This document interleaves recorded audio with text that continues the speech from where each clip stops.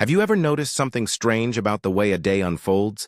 Sometimes you wake up feeling clear, calm, focused, and somehow the entire day seems to move in that same direction.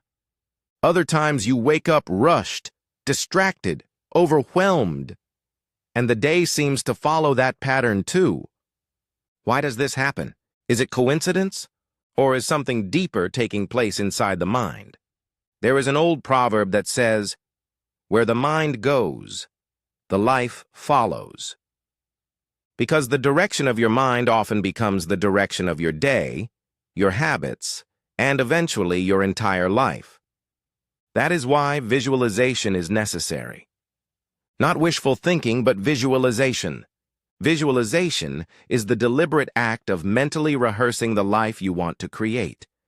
Seeing it, feeling it, experiencing it inside the mind before it appears in the physical world. Athletes have used visualization for decades.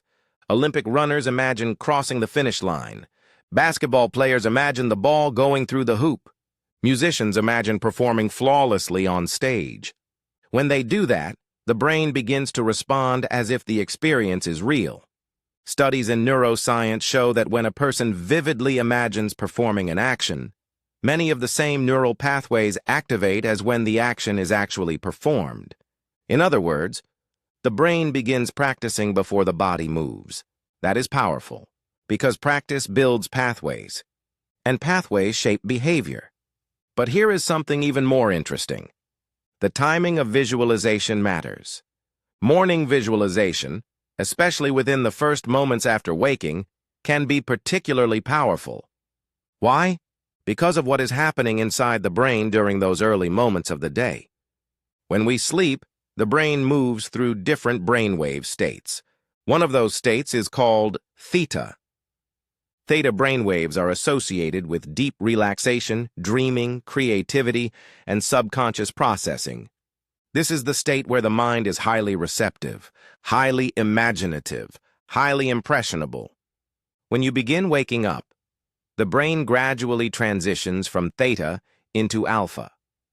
Alpha is a calm, relaxed state of awareness. You are awake, but still peaceful, focused, but not stressed. And this state is extremely valuable for visualization. Why? Because the mind is open, but not yet overwhelmed by the noise of the day.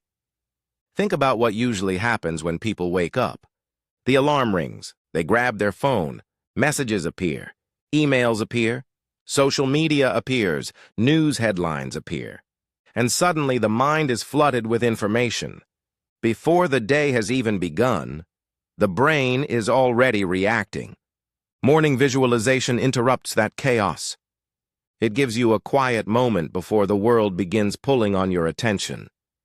A moment where you choose the direction of your mind, instead of letting the world choose it for you. And when your mind commits to a direction, behavior begins aligning with that direction. Visualization helps create that commitment. But what exactly should someone visualize? What does the practice actually look like? There are several powerful methods, and each one trains the mind in a slightly different way.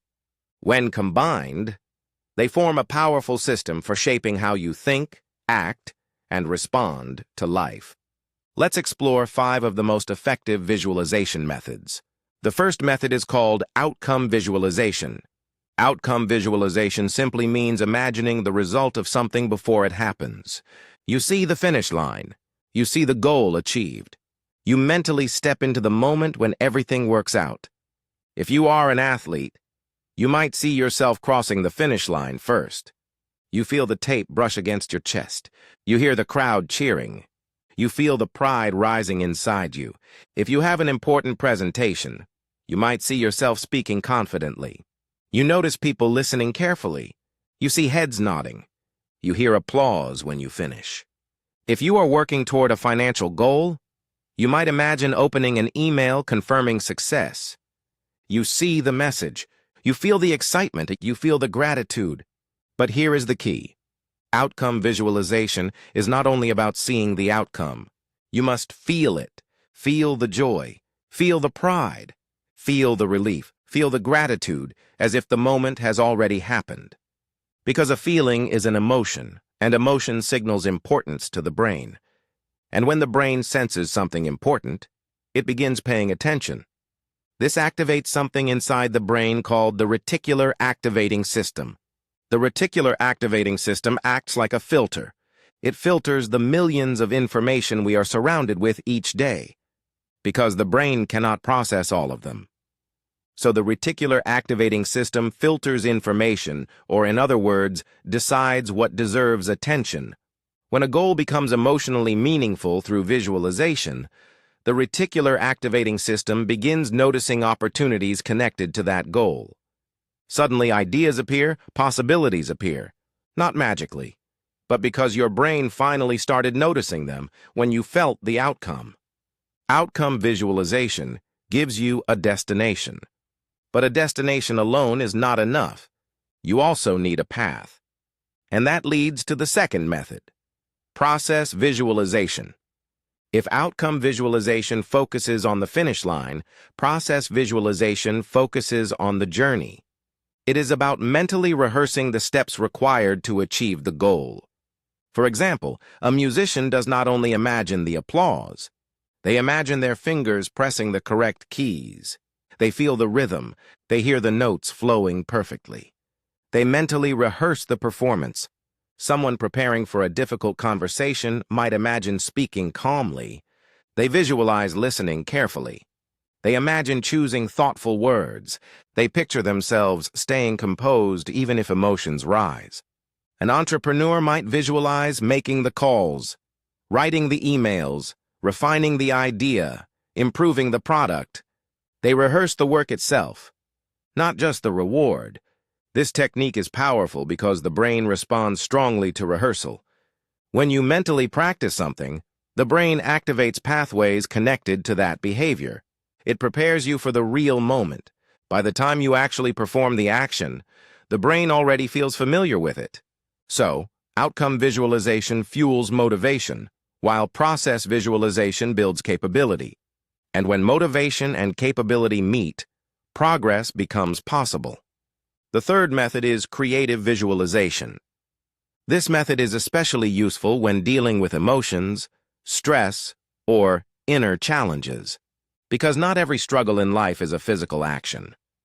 Sometimes the real battle is inside the mind, where there are negative feelings like fear, anxiety, self-doubt, and pressure. Creative visualization uses imagery to transform those feelings. For example, imagine your stress as a heavy gray stone sitting on your chest. You see its weight. You feel its pressure. Now imagine cracks forming in that stone. Light begins shining through. The stone slowly breaks apart, dissolving into dust, carried away by the wind. Suddenly, the emotion changes. Your mind experiences release, or imagine your confidence as a warm golden light inside your chest. With every breath, the light grows brighter. It spreads through your body, your shoulders relax, your posture rises. You feel calm, steady, capable. The emotional brain responds strongly to images and symbols. Creative visualization speaks directly to that emotional center. It allows you to reshape inner states in a powerful way. The fourth method is identity visualization. And this may be the most transformative method of all, because it focuses not on what you want to achieve, but on who you want to become. Instead of asking, "What do I want to have?" you begin asking a deeper question. Who must I become to live that life? The writer James Allen once wrote, "A man is literally what he thinks, his character being the complete sum of all his thoughts." Identity visualization turns that idea into a daily practice. Close your eyes and imagine the version of yourself capable of achieving your goals. How does that person behave? How do they think? How do they carry themselves? How do they respond under pressure? If you want to become disciplined, visualize yourself waking up early with energy. You see yourself focusing on important work. You feel satisfaction in consistency. If you want to become patient, Imagine situations that normally frustrate you. Traffic, long lines, delays, and instead of irritation, you see yourself calm, breathing slowly, smiling even.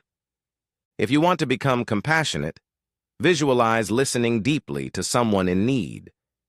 You feel empathy. You offer encouragement. Over time, your actions begin aligning with the identity you repeatedly imagine, because behavior naturally follows self-image, and transformation begins within before it appears externally. That is why identity visualization is so important. The fifth method is explorative visualization. This method is used for creativity, insight, and decision-making. Instead of forcing answers, you explore possibilities. Think of your mind like a whiteboard. You pose a question, close your eyes, and allow images to appear naturally. You might ask yourself, what is the next step in my life? Then you observe the scenes that arise. Perhaps you see yourself learning a skill. Perhaps you see yourself starting something new. Perhaps you see yourself meeting someone important. Or you might ask, where do I want to be 5 years from now? Your imagination begins building a scene, a future day, a future life, where you live, what you do, who surrounds you. This practice taps into the creative intelligence of the subconscious mind. Instead of forcing answers, you explore the landscape of possibilities. Albert Einstein once said, "Imagination is everything. It is the preview of life's coming attractions." Explorative visualization allows you to preview those possibilities.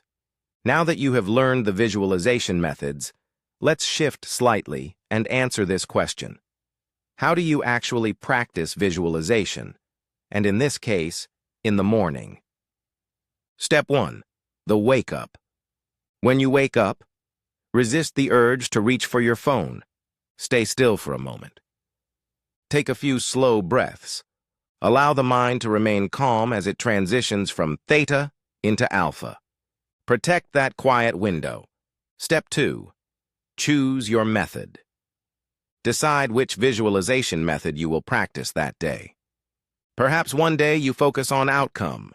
Another day you visualize the process. Another day you explore identity. There is no need to rush. Even 10 minutes is enough. Step 3. Enter the scene. Close your eyes. Run the visualization like a movie. But do not watch yourself from outside. Step inside the scene. Be the person inside the experience. Use all your senses. See the environment. Hear the sounds. Feel the emotions. Make the scene vivid. Make it real. Step 4. Feel the emotion. Pause and allow the feeling to settle. Confidence, gratitude, joy, calmness. Emotion anchors the visualization. It tells the brain, this matters. Step 5. Take one action. Open your eyes. Write down one word or idea from the visualization. Then take one small action during the day that aligns with that vision. Because visualization prepares the mind, while action builds reality. And when this becomes a daily habit, your mind becomes clearer, your direction becomes stronger, your actions become more intentional. Because life rarely changes by accident. It changes when the mind begins seeing differently, when imagination becomes deliberate, when vision becomes clear. So tomorrow morning, before you check your messages, before the noise begins, before the world demands your attention, take a few quiet minutes, visualize the life you are building, and step into the day already moving toward it. Thank you for watching. If this message spoke to you, even in a small way, take a moment to like the video. It helps more people discover it. And if you want more content like this, ideas that challenge the way you think and help you grow, subscribe to the channel.